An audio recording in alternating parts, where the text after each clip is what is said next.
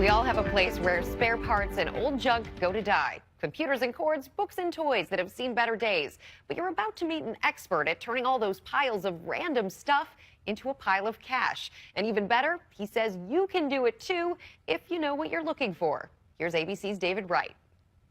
Open sesame. It may not look like Alibaba's cave. Wow. I always like to stand back a little because I've been privy to a couple of things that have fallen out. But Craig Bantle is pretty sure there's hidden treasure in this garage. His job is to find it. You've got your work cut out for you.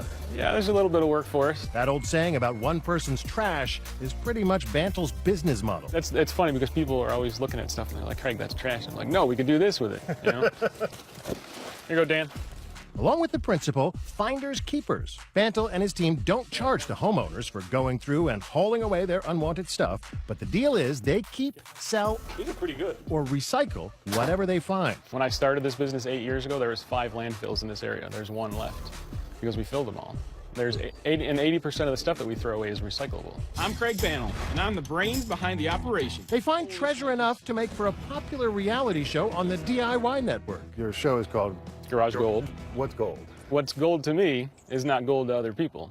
Oh my God. He's found an autographed copy of W.C. Fields' autobiography, value $3,500. This painting turned out to be worth $2,500. Holy crap.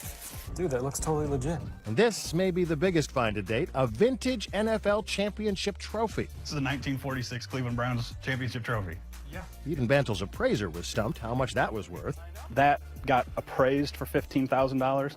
I still don't, maybe it's because I'm biased and I'm from Cleveland, but I thought it was worth considerably more.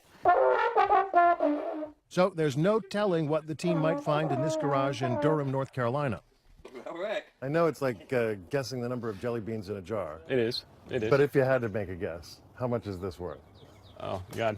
Well, I would say that the job is probably going to cost me about $900 to do when you add everything up. I'm going to guess it's probably around $2,000 worth of stuff in here. Minus the $900 it's going to cost. Minus the $900, yeah. So at the end of the day, I think I'll probably make a little over $1,000, which is not bad for a day's work. So is it emotional?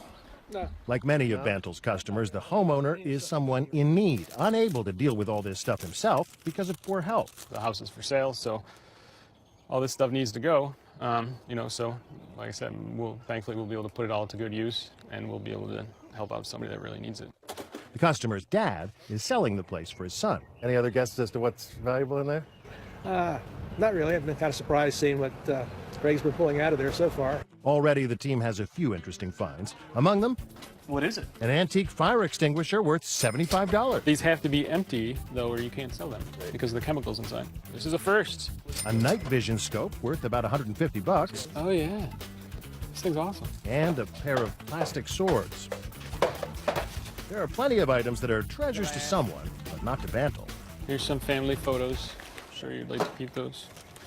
But most of the garage gold comes in tiny nuggets. Everybody has old computers in their garage, and especially desktops, and then you start thinking, well, what am I going to do with this thing? Well, if you fix that up, put a new software on it, you could turn around and sell it for $75 or $100 yourself. Every little bit adds up. He says even the stuff you might be tempted to junk may not be. Unused cleaning supplies are hot items at flea markets. There's a place for everything, basically. User manuals are popular too. We're getting a section in our eBay store that's going to be all manuals and stuff because they sell so well. Because a lot of people don't like to have to download stuff. They like the actual physical hard copy of it. Old electrical cords can be melted down for copper. It's still worth 6 cents a pound, which isn't a ton, but we get in truckloads. There's always a market for vintage toys. Old toys, especially the toys from when I was growing up, like He-Man and G.I. Joe and all that stuff, worth a ton of money now. Definitely don't throw that stuff away. There's some toys that I've looked at and thought, $5, and they turned out to be worth, over $100. The most surprising thing, individual pieces of Lego can command top dollar. There's actually websites dedicated to Legos, and you can go on there and find the one piece that you need, and some of them are $75 or $100. Yeah, just for one little tiny piece of Lego. One thing he's always happy to find, Christmas decorations. I think I could open up 4 Christmas stores with the amount of Christmas stuff that I have. And everybody buys that stuff, I mean, and the Christmas trees, I probably get 50, 60 of those throughout the year. So, we turn around and we can sell those for 40, 50 bucks a piece. And for people who can't avail themselves of a service like yours, any advice? Oh my gosh. I always tell people don't buy more than you need. And if you've had something for a year and you haven't used it, get rid of it. And what's your own garage look like? I actually don't have a garage. Shockingly enough, I live in a townhouse and I don't have a garage. Remember his initial estimate? I'm gonna guess it's probably around $2,000 worth of stuff in here. Well, it turns out that was a tad ambitious. All this stuff was worth a little more than $1,000. That's $250 profit for Bantle after paying his workers. So it's not trash, but it seems like it'd be a stretch to call most of it treasure.